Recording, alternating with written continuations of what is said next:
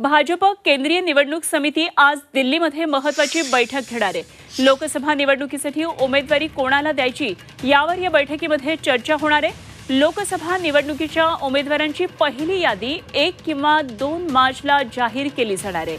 उपमुख्यमंत्री देवेंद्र फडणवीस यासाठी उपस्थित राहणार आहेत। भाजपच्या गोटातून महत्त्वाची बातमी, दिल्लीमध्ये आज ही महत्त्वाची बैठक असेल। भाजप केंद्रीय निवडणूक समितीची बैठक आहे। आमचे प्रतिनिधी गणेश कवडे सध्या आपल्या बरोबर आहेत, आणखी माहिती त्यांच्याकडून जाणून घेऊया। गणेश, आज ही महत्त्वाची बैठक भाजपची दिल्लीमध्ये असणार आहे।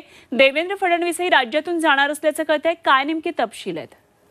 नक्कीच आजची बैठक ही अत्यंत महत्त्वाची मानली जाते, कारण की लोकसभा निवडणुकीच्या उमेदवारांची अंतिम यादी आहे ती आज फायनल होईल। कारण की आचारसंहितेच्या अगोदर उमेदवारांना मतदारसंघामध्ये जास्त वेळ मिळावा यासाठी ही अत्यंत महत्त्वाची बैठक पार पडेल आणि यामध्ये उमेदवारी आहे ती देखील जाहीर होईल आणि त्यानंतर एक किंवा अमृत नोनी आर्थो प्लस ये एक प्रूवन फॉर्मूला है। इसमें मौजूद नोनी फल के गुण और आयुर्वेदिक जड़ी बूटियां शरीर को जरूरी पोषक तत्व देने के साथ साथ हड्डियों और जोड़ों के घिसने, उनमें होने वाले सूजन और दर्द को रोकने में मदद करता है। दर्द मुक्त जीवन के लिए अमृत नोनी ऑर्थो प्लस। 2 तारखेला म्हणजे उद्या किंवा परवा ही यादी देखील आहे ती प्रसारित केली जाणार आहे। या पहिल्या यादीमध्ये साधारणतः 100 जे उमेदवार आहेत यांची नावं असतील। त्यामध्ये महाराष्ट्रामध्ये देखील कुठल्या मतदारसंघामध्ये उमेदवारी मिळते हे देखील पाहणं गरजेचं आहे, कारण की ज्या पद्धतीने पंकजा मुंडे आहेत गेल्या काही दिवसांपासून नाराज होत आहेत, त्यांना देखील यावेळेस लोकसभेच्या निवडणुकीमध्ये उतरवलं जाईल असं म्हटलं जाते। त्याचबरोबर जे मंत्री आहेत सुधीर मुनगंटीवार यांचं देखील नाव आहे ते चंद्रपूरच्या मतदारसंघातून आहे, तर नारायण राणे यांना देखील रत्नागिरी सिंधुदुर्गातून उमेदवारी दिली जाईल असं बोललं जातंय। तर विधानसभा अध्यक्ष राहुल नार्वेकर यांचं देखील नाव चर्चेत आहे, त्यामुळे